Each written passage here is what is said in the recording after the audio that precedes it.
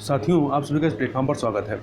यहाँ पर हम लोग आगामी यूपी पीसीएस परीक्षा 2021 जिसकी प्रारंभिक परीक्षा 24 अक्टूबर 2021 को होना निर्धारित है तथा उसके बाद जो आपकी समीक्षा अधिकारी की परीक्षा होगी या जो अन्य उत्तर प्रदेश की परीक्षाएं होंगी, उन सभी के लिए यूपी स्पेशल के लिए घटनाचक्र पब्लिकेशन के द्वारा 2021 उत्तर प्रदेश तथ्यसार नामक जो मैगजीन निकाली गई है, इसमें से हम लोग कुछ जो महत्वपूर्ण पॉइंट हैं जो हमें रिवाइज कर लेना चाहिए, उनकी यहाँ पर हम लोग चर्चा कर रहे हैं। तो इसी तरह के कुछ महत्वपूर्ण पॉइंट जो कि आपके उत्तर प्रदेश स्पेशल से संबंधित हैं, उनको यहाँ पर इस वीडियो में हम लोग देखने का प्रयास करेंगे। तो चलिए प्रारंभ करते हैं। सबसे पहले उत्तर प्रदेश के भौगोलिक स्थिति के बारे में कुछ चीज़ें बात कर लें। तो उत्तर प्रदेश भारत का जो है एक सीमांत राज्य है, जिसकी उत्तरी सीमा आपके नेपाल को स्पर्श करती है और उत्तराखंड के गठन के पूर्व इसकी जो सीमा थी, इसकी सीमाएं चीन के तिब्बत क्षेत्र से जुड़ी हुई थी। इसके अतिरिक्त प्राकृतिक रूप से उत्तर प्रदेश के उत्तर में हिमालय की शिवालिक श्रेणियाँ, पश्चिम दक्षिण पश्चिम एवं दक्षिण में यमुना नदी तथा विंध्यन श्रेणियाँ हैं और पूर्व में गंडक नदी इसकी सीमा बनाती है। अवस्थित की बात करें तो भूगर्भिक दृष्टि से उत्तर प्रदेश प्राचीनतम गोंडवाना लैंड का भूभाग है और उत्तर प्रदेश के दक्षिण भाग में से जो पठारी भाग हैं, ये प्रायद्वीपीय भाग का ही अंग है, जिसका निर्माण विंध्यन क्रम के शैलों द्वारा प्री कैम्ब्रियन युग में हुआ था। यदि इसके अक्षांशीय और देशांतरी विस्तार की यदि बात करें तो उत्तर प्रदेश का जो अक्षांशीय विस्तार है वो 23 डिग्री 52 मिनट और से लेकर के 31 डिग्री 28 मिनट उत्तरी अक्षांश के मध्य है और कुल अक्षांशीय विस्तार कितना हो जाता है 7 डिग्री 36 मिनट का है। वहीं उत्तर प्रदेश का जो देशांतरी विस्तार है, ठीक है, देशांतरी विस्तार ये आपका 77 डिग्री या 77 डिग्री 30 मिनट पूर्व से लेकर के 84 डिग्री 39 मिनट पूर्वी देशांतर के मध्य है और इसका कुल देशांतरी विस्तार 7 डिग्री 9 मिनट है, ठीक है, 7 डिग्री 9 मिनट है। आगे चलते हैं हम लोग उत्तर प्रदेश के बारे में और चीज़ों को देखें तो उत्तर प्रदेश की पूर्वी सीमा जो है ये बिहार और झारखंड से लगी हुई है। कहाँ से लगी हुई है? बिहार। इसकी पूर्वी सीमा ये देखेंगे तो ये बिहार और झारखंड से लगी है और उत्तर प्रदेश की उत्तरी सीमा नेपाल के अतिरिक्त उत्तराखंड एवं हिमाचल प्रदेश से भी लगी हुई है।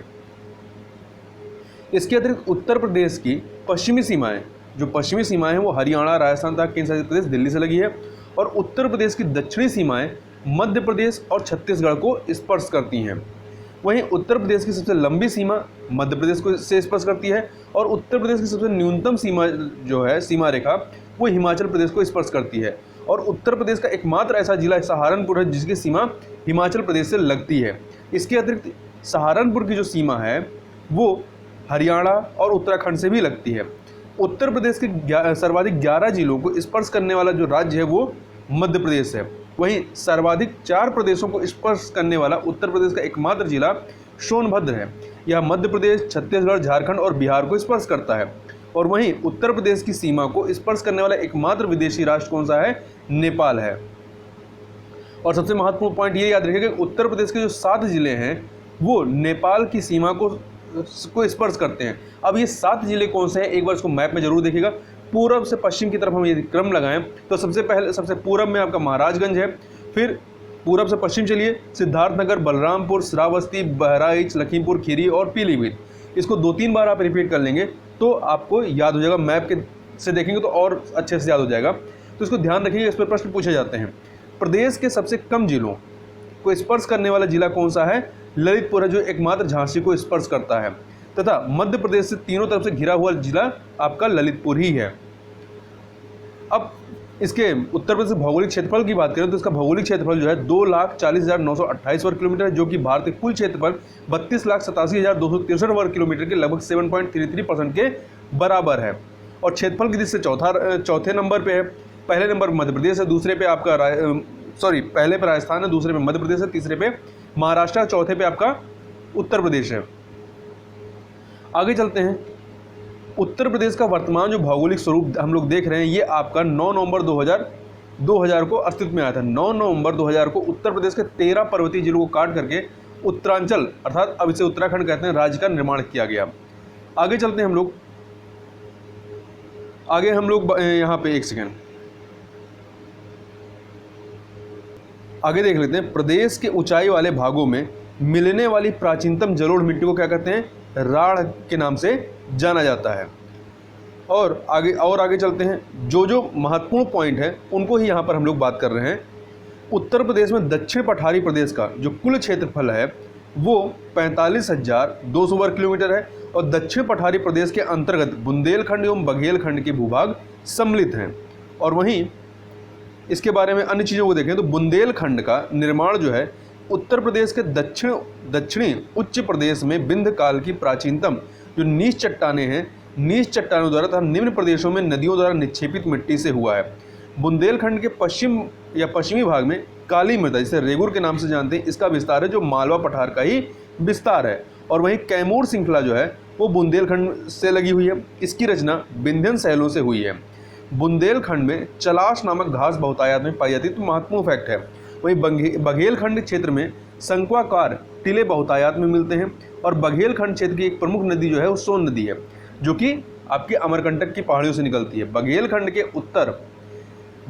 के उत्तर में सोनपुर और दक्षिण में जो है रामगढ़ की पहाड़ियाँ अवस्थित हैं। वहीं दक्षिणी पठारी प्रदेश है, इसका जो ढाल है वो दक्षिण से उत्तर की ओर है। और दक्षिण पठारी प्रदेश की जो प्रमुख नदियां हैं इसमें चंबल है, बेतवा है, केन है, सोन है और टोंस नदियां हैं। कम वर्षा के कारण इस पठारी क्षेत्र में वृक्ष वनस्पतियां छोटी होती हैं और यहाँ की मुख्य फसलें ज्वार, तिलहन, चना और गेहूं हैं। अब उत्तर प्रदेश की जलवायु के संबंध में कुछ चीज़ों को देख लें तो उत्तर प्रदेश जलवायु की दृष्टि से उपोष्ण कटिबंध में आता है और यहाँ की जलवायु उष्णकटिबंधीय मानसून प्रकार की है। वर्षा, भूभाग और मिट्टी की विशेषताओं के आधार पर उत्तर प्रदेश में 9 कृषि जलवायु प्रदेशों की पहचान की गई है। आगे चलते हैं। कोपेन के अनुसार उत्तर प्रदेश में जलवायु का शुष्क शीत वाला मानसूनी प्रकार जो है ये अर्थात CWG मिलता है यहाँ पर, CWG। वहीं पे थॉर्नथ्वेड के अनुसार उत्तर प्रदेश में CBW अर्थात समशीतोष्ण उपाद्र जलवायु का विस्तार मिलता है। आगे चलते हैं हम लोग, एक सेकेंड। कुछ अन्य चीज़ों को देखें तो उत्तर प्रदेश के बुंदेलखंड क्षेत्र में सर्वाधिक औसत तापमान पाया जाता है। कहाँ पे? बुंदेलखंड में पाया जाता है। इसका कारण क्या है? इसका कारण यह है कि यह इसकी कर्क रेखा से अधिक निकटता या निकट अवस्थित का होना जो है इसका मुख्य कारण है। उत्तर प्रदेश के झांसी एवं आगरा जिलों में अधिक गर्मी पड़ती है, जबकि उत्तर प्रदेश के बरेली जिले में सबसे कम गर्मी पड़ती है। आगरा और झांसी में सबसे अधिक और बरेली में सबसे कम।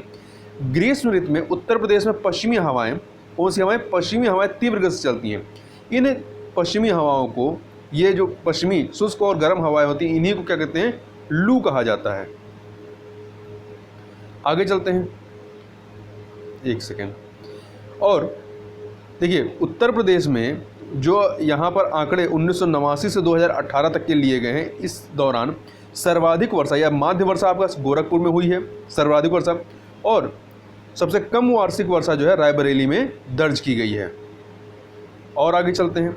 अब उत्तर प्रदेश की मिट्टियों के संबंध में कुछ चीज़ों की बात करें तो प्राचीनतम काप मिट्टी जो होती है उसे, उस क्षेत्र को क्या कहते हैं? बांगर कहते हैं, मतलब जहाँ अब नदी का पानी नहीं आता है। और नवीन काप मिट्टी वाले क्षेत्रों को खादर कहते हैं। जो बांगर मिट्टी होती है, मतलब जो पुरानी मिट्टी हो चुकी है, जिसे परिपक्व मिट्टी होती है, इसमें फास्फोरस एवं चूने की पर्याप्त मात्रा पाई जाती है, जबकि नाइट्रोजन, पोटास, जीवाश्म आदि पदार्थों की कमी इसमें पाई जाती है। वहीं बांगर मिट्टी को दोमट, मटियर, बलुई दोमट, भूंड या पुरातन काप मिट्टी के नाम से भी जाना जाता है। और उत्तर प्रदेश के पूर्वी भाग में बांगर मिट्टी को उपरहार मिट्टी भी कहा जाता है। तो ध्यान रखिएगा, बांगर मिट्टी को ही उपरहार मिट्टी कहा जाता है पूर्वी भाग में। इसके अतिरिक्त खादर मिट्टी जो होती है बांगर की अपेक्षा अधिक उर्वरा होती है। ठीक है, बांगर मिट्टी पुरानी होती है, खादर मिट्टी जहाँ पे नदी का पानी हर साल पहुँच जाता है, तो गादर मिट्टी जो है बांगर की अपेक्षा अधिक उर्वरा शक्ति वाली होती है। और खादर मिट्टी में जो होता है सामान्यतः चूना, पोटाश, मैग्नीशियम तथा जीवाश्मों की अधिकता होती है, जबकि इसमें नाइट्रोजन, फास्फोरस एवं ह्यूमस पदार्थों की कमी पाई जाती है। खादर मिट्टी को नूतन काप, बलुआ, शिल्ड बलुआ, मटियार, दोमट आदि नामों से जाना जाता है।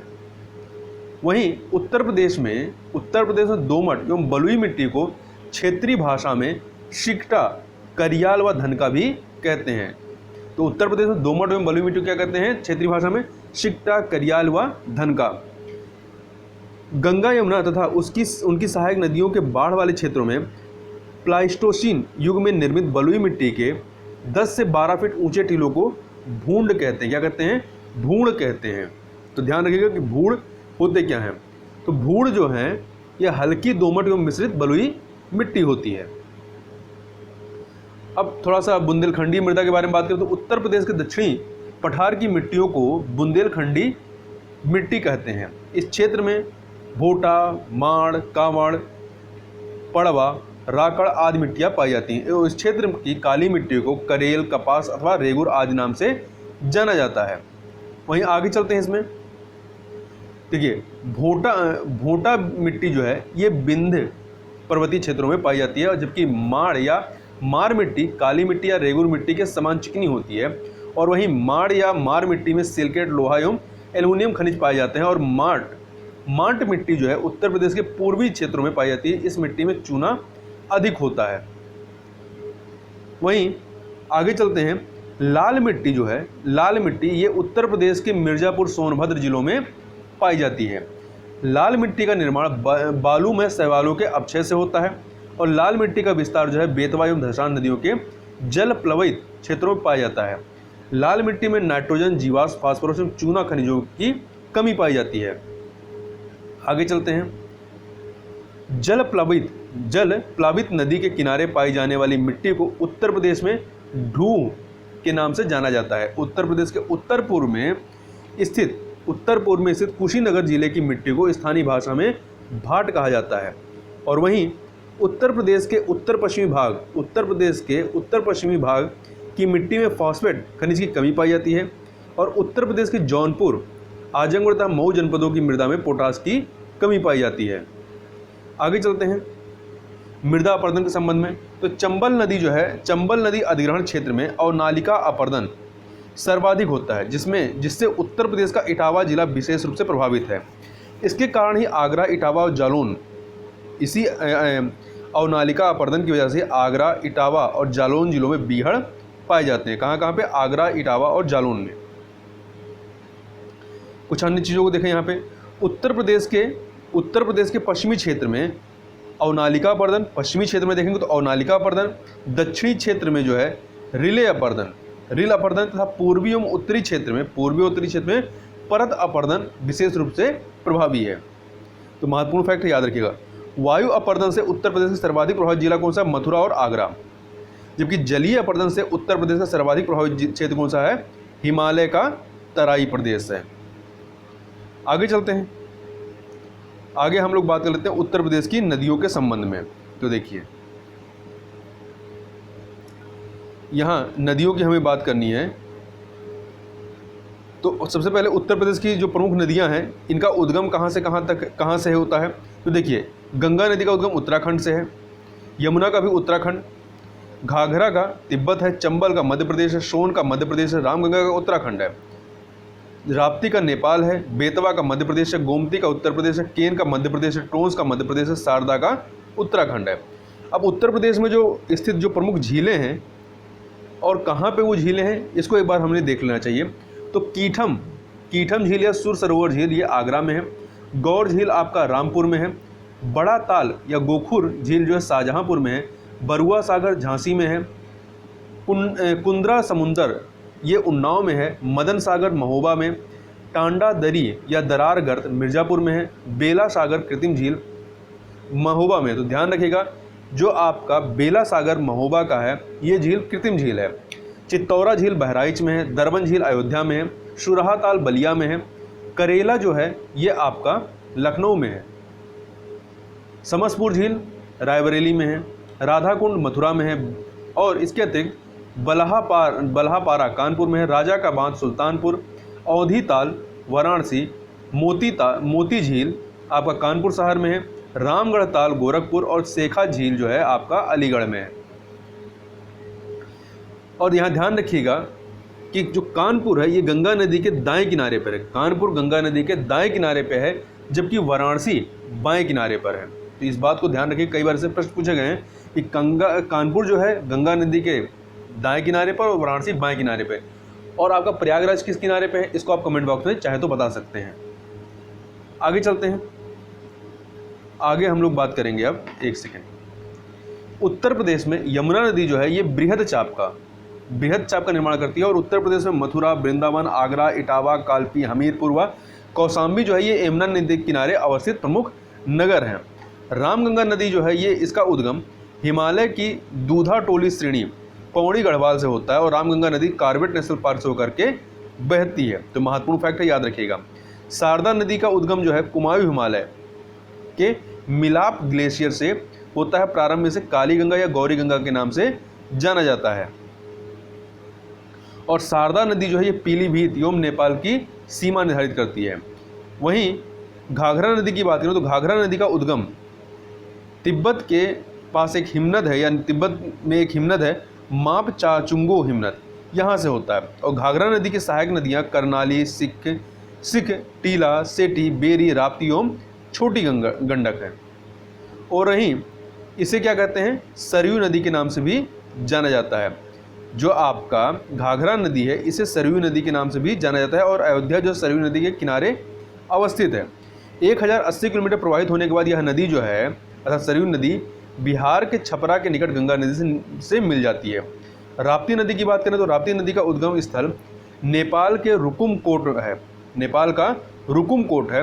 राप्ती की प्रमुख सहायक नदी जो है वो रोहिणी है। राप्ती एवं घाघरा नदियों का संगम देवरिया में बरहज नामक स्थान पर होता है। चंबल नदी, तो चंबल नदी का उद्गम जो है आपका वो मध्य प्रदेश के महू के जनापाव पहाड़ी से होता है। और चंबल की प्रमुख सहायक नदियाँ काली सिंध, पार्वती एवं बनास हैं। और वहीं चंबल नदी मध्य प्रदेश, राजस्थान एवं उत्तर प्रदेश राज्यों की सीमा को निर्धारित करती है। चंबल नदी पर बनाए गए जो प्रमुख बांध है उसमें गांधी सागर बांध, राणा प्रताप सागर बांध और जवाहर सागर बांध है। चंबल नदी जो है अपने अवनालिका अपरदन एवं बीहड़ों के लिए काफ़ी प्रसिद्ध है।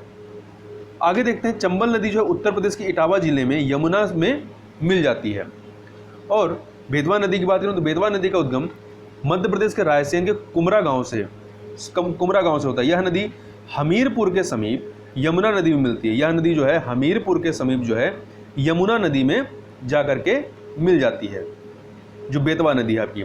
और बेतवा नदी का संस्कृत नाम क्या है, बेत्रवती। और बेतवा नदी पर निर्मित राजघाट बांध के जलाशय को रानी लक्ष्मीबाई सागर के नाम से जाना जाता है। केन नदी, तो केन नदी का उद्गम जो है कैमूर पहाड़ियों से होता है। इसे कर्णवती उपनाम से जाना जाता है। केन नदी एवं यमुना नदी का संगम बांदा के भुजहा के निकट होता है। सोन नदी, इसका उद्गम अमरकंटक की पहाड़ियों से शेषाकुंड से होता है। और सोन नदी उत्तर प्रदेश की मिर्जापुर व सोनभद्र जिलों से होकर प्रवाहित होती है। गोमती नदी की बात करें तो गोमती नदी का उद्गम उत्तर प्रदेश के पीलीभीत जिले की फुलहर झील से होता है। और उत्तर प्रदेश की राजधानी लखनऊ, सुल्तानपुर और जौनपुर नगर जो है गोमती नदी के किनारे अवस्थित है। वहीं टोंस नदी की बात करें तो टोंस नदी का उद्गम तरमाकुंड मध्य प्रदेश के कैमूर श्रेणी के तरमाकुंड से होता है। और टोंस की प्रमुख सहायक नदी कौन है, बेलन घाटी। टोंस नदी पर कई प्रसिद्ध जलप्रपात स्थित हैं। टोंस एवं गंगा नदी का संगम जो है प्रयागराज के सिरसा में होता है। यहाँ ध्यान देने वाली बात है कि टोंस नामक एक अन्य नदी जो यमुना में मिलती है उसका उद्गम बंदरपुच पहाड़ी उत्तराखंड से होता है, परंतु यह उत्तर प्रदेश में प्रवाहित नहीं होती है। अन्य नदियों की बात करें, हिंडन नदी जो है ये यमुना की सहायक नदी है और यह सहारनपुर जिले के ऊपरी शिवालिक से निकलती है। कुछ अन्य चीज़ों को देखें यहाँ पे, तो कर्मनाशा नदी जो है ये गंगा की सहायक नदी है। कर्मनाशा नदी की यदि बात करें तो ये गंगा की सहायक नदी है और यह बिहार के कैमूर जिले में स्थित कैमूर श्रेणी से निकलती है। इसके अतिरिक्त चौसा के निकट कर्मनाशा नदी गंगा में मिल जाती है और मगई नदी गंगा की सहायक नदी है। इसी प्रकार से कुकरैल नदी जो है ये गोमती की सहायक नदी, कुकरैल जो है गोमती की सहायक नदी है। आगे चलते हैं, यहाँ पे हम लोग थोड़ा सा देख लेते हैं उत्तर प्रदेश के जो प्रमुख बांध हैं उनके बारे में। देखिए गोविंद बल्लभ पंत सागर जो बांध है या रिहंद बांध, ये रिहंद नदी पर है। ओबरा जो है ये भी रिहंद नदी पर है। माता टीला ये आपका बेतवा पे है। मूषाखंड, कर्मनाशा, जिरगो नदी पर। अहरोरा ये गराई नदी पर है। मेजा बेलन नदी पर है। अधवा नदी पर है। सिरसी बखेर नदी पर है। परीछा बेतवा पे है। गढ़वा नदी पर है। जामनी नदी पर। रोहिणी नदी पर है। शहजाद जो है शहजाद नदी पर है। गोविंद ये भी शहजादा नदी पर है। सजनाम नदी राजघाट बेतवा पर है। मौदहा, ये भी आपका मौदहा जो है बिरमा पे है। शुकमा डुगमा बेतवा पे है। चंद्रप्रभा नदी पर है। कनहर पे है। अर्जुन नदी पर, और सलारपुर करदिया नदी पर, और पथराई और सुखनाई नदी पर है। आगे हम लोग यहाँ बात कर लेते हैं उत्तर प्रदेश के रामसर आर्द्रभूमि स्थल के बारे में। तो अब वर्तमान में टोटल कुल 8 ऐसे आर्द्रभूमियाँ हैं उत्तर प्रदेश की, जो कि रामसर आर्द्रभूमि स्थल के रूप में इन्हें सूचीबद्ध किया गया है। ठीक है, तो इन 8 के नाम हमें महत्वपूर्ण हैं, याद रखिएगा। नवाबगंज पश्चिम बिहार आपका ये उन्नाव में है। नवाबगंज पश्चिम बिहार उन्नाव में है। इसे 2019 में शामिल किया गया था। पार्वती अरंगा पश्चिम बिहार गोंडा में है। समान पश्चिम बिहार मैनपुरी में है। समसपुर पश्चिम बिहार रायबरेली में है। और सांडी पश्चिम बिहार हरदोई में, और सरसई नवार झील जो है ये इटावा में है। तो ये सब जो है 2019 में शामिल किए गए थे। जबकि 2020 में जो है सुर सरोवर ये आपका आगरा में है, इसको शामिल किया गया। और सबसे पहले 2005 में जो है आपका ऊपरी गंगा नदी या ब्रिज घाट से नरोरा विस्तार, इसको ही शामिल किया गया था रामसर स्थल के रूप में। अब आगे चलते हैं, उत्तर प्रदेश में जो उद्योग हैं उनके संबंध में कुछ चीज़ों को देख लेते हैं। तो देखिए 31 अक्टूबर 2020 की स्थिति के अनुसार उत्तर प्रदेश में कुल 13 संचालित विशेष आर्थिक क्षेत्र ऑपरेशनल जोन सेज हैं। ठीक है, और यहाँ पर आगे चलते हैं, उत्तर प्रदेश के जो प्रमुख लघु एवं कुटीर उद्योग हैं कहाँ पे किस चीज़ के लिए फेमस है, इसको एक बार हमें देख लेना चाहिए। कई बार मिलान करने के लिए प्रश्न बनते हैं। जैसे दरी निर्माण आपका सीतापुर, बरेली, आगरा, अलीगढ़, इटावा, मिर्ज़ापुर, शाहजहाँपुर में है। गलीचा निर्माण आगरा, वाराणसी, भदोही, मिर्ज़ापुर में। दिया सलाई उद्योग बरेली, सहारनपुर, प्रयागराज, मेरठ, रामपुर में है। साबुन उद्योग जो है आपका कानपुर, आगरा, मोदी नगर, गाजियाबाद में है। मेरठ ये है। चीनी मिट्टी के बर्तन बुलंदशहर का खुर्जा, गाजियाबाद। नल के पाइप प्रयागराज, कानपुर, लखनऊ। और वहीं औषधि निर्माण की बात करें तो औषध निर्माण में कानपुर, झांसी, लखनऊ, सहारनपुर। टार्च निर्माण में लखनऊ है। रंग रोगन एवं वार्निश में कानपुर, मेरठ, मोदीनगर, बरेली, लखनऊ है। सिगरेट निर्माण में सहारनपुर और गाजियाबाद है। वहीं हाथकरघा एवं सूती वस्त्र के लिए मेरठ, देवबंद, धामपुर, सिकंदराबाद, टांडा, मगहर, मऊ और मुबारकपुर है। कंबल निर्माण आपका मुजफ्फरनगर, नजीमाबाद और मेरठ का लावण है। लकड़ी का फर्नीचर हाथरस, वाराणसी, सहारनपुर, बरेली। लकड़ी पर नक्काशी सहारनपुर और नगीना में। आगे देखते हैं लकड़ी के खिलौने। लकड़ी के खिलौने के लिए लखनऊ और वाराणसी है। बेत की छड़ियाँ बरेली। खेल का सामान आगरा और मेरठ। पीतल और कलई के बर्तन वाराणसी, मिर्ज़ापुर, फर्रुखाबाद, हाथरस, अतरौली, मुरादाबाद, शामली, हापुड़, बेड़ौत, मुरादाबाद और मिर्ज़ापुर, नहीं एक सेकंड, यहाँ तक शामली, हापुड़ और बड़ौत तक। बर्तनों पर कलई एवं नक्काशी मुरादाबाद एवं मिर्ज़ापुर तक। पीतल के ताले, सरौते, चाकू, कैंचिया एवं छुरे ये आपके हाथरस, मथुरा, अलीगढ़ एवं मेरठ में। पीतल की मूर्तियाँ मथुरा में। लोहे के बाट सहारनपुर और आगरा में। जरी और चिकन पर गोटे का काम लखनऊ और वाराणसी। हाथ से कागज बनाना ये मथुरा, कालपी एवं कागजी सराय में है। इत्र एवं सुगंधित तेल ये कन्नौज, गोरखपुर, जौनपुर, लखनऊ एवं प्रयागराज में। मिट्टी के खिलौने आगरा और गोरखपुर महत्वपूर्ण है। बिस्किट मोदीनगर, आगरा और अलीगढ़।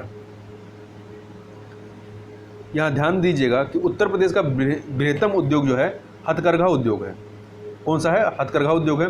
और उत्तर प्रदेश का प्रमुख औद्योगिक नगर जो है आपका कानपुर है। और वर्ष 2018-19 में चीनी उत्पादन में उत्तर प्रदेश प्रथम स्थान पर तथा जो महाराष्ट्र है ये दूसरे स्थान पर रहा है।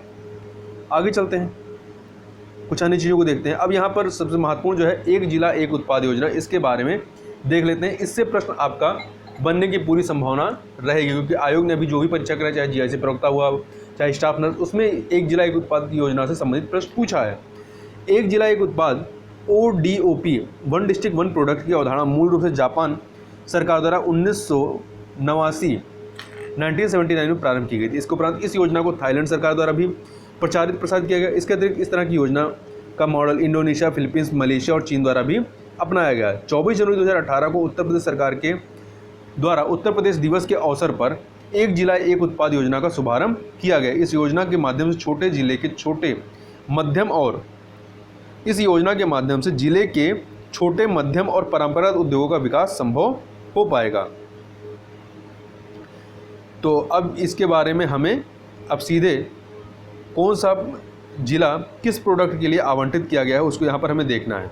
तो देखिए, अमरोहा, इसके लिए जो चिन्हित उत्पाद है वो कौन सा है? ढोलक वाद्य यंत्र। अमेठी मूज उत्पाद है। अलीगढ़ ताले एवं हार्डवेयर है। अंबेडकर नगर वस्त्र उत्पाद है। आगरा चमड़े का उत्पाद है। आजमगढ़ काली मिट्टी की कलाकृतियाँ हैं। इटावा वस्त्र उद्योग है। मूज जो है प्रयागराज मूज उत्पाद के लिए है। उन्नाव जरी जरदोजी, एटा घुंघरू घंटी एवं पीतल उत्पाद के लिए है। औरैया दुग्ध प्रसंस्करण या देशी घी के लिए है। कन्नौज इत्र के लिए है। कानपुर देहात एल्युमिनियम के बर्तन के लिए है। और कानपुर नगर चमड़े के उत्पाद के लिए। ध्यान रखिए, कानपुर देहात एल्युमिनियम के बर्तन के लिए, परंतु कानपुर नगर चमड़े के उत्पाद के लिए। कासगंज जरी जरदोजी, उन्नाव में भी जरी जरदोजी है और आपका कासगंज में भी है। कुशीनगर केले के रेशे से बने उत्पाद। कौशाम्बी खाद्य प्रसंस्करण केला, कौशाम्बी में केले के खाद्य प्रसंस्करण के लिए इसको आवंटित किया गया। गाजियाबाद अभियांत्रिकी उत्पाद। Ghazipur jute wall hanging. Gorakhpur terracotta. Gonda खाद्य प्रसंस्करण दाल के लिए।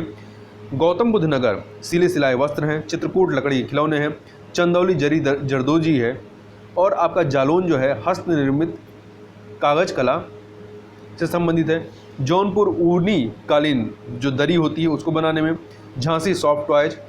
देवरिया सजावटी उत्पाद, देवरिया जो है सजावटी उत्पाद के लिए प्रसिद्ध है, मतलब इसको प्रमोट किया जा रहा है। पीलीभीत बांसुरी के लिए।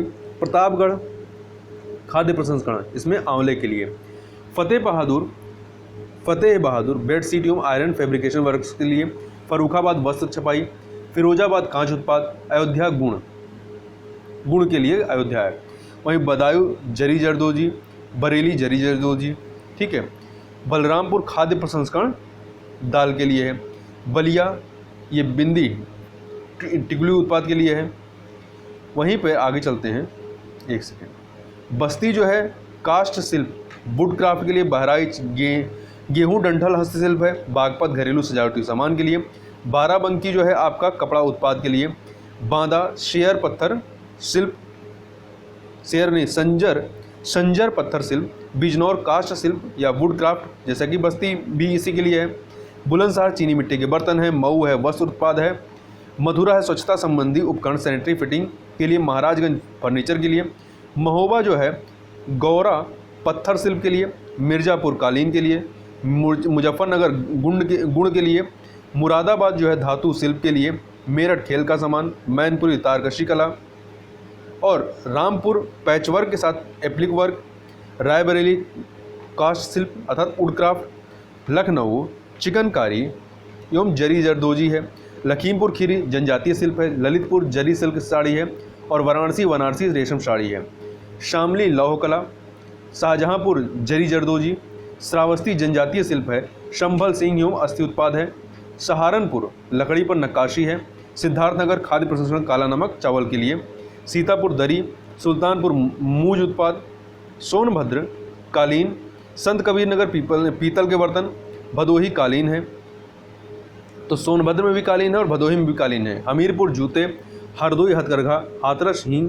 हापुड़ में घरेलू सजावटी सामान होम फर्निशिंग के लिए, ठीक है। तो इस प्रकार से यहाँ पर हम लोगों ने इतनी चीज़ों को इस वीडियो में देखा। तो इस वीडियो में बस इतना ही, मिलते हैं नेक्स्ट वीडियो में, तब तक के लिए बहुत बहुत धन्यवाद।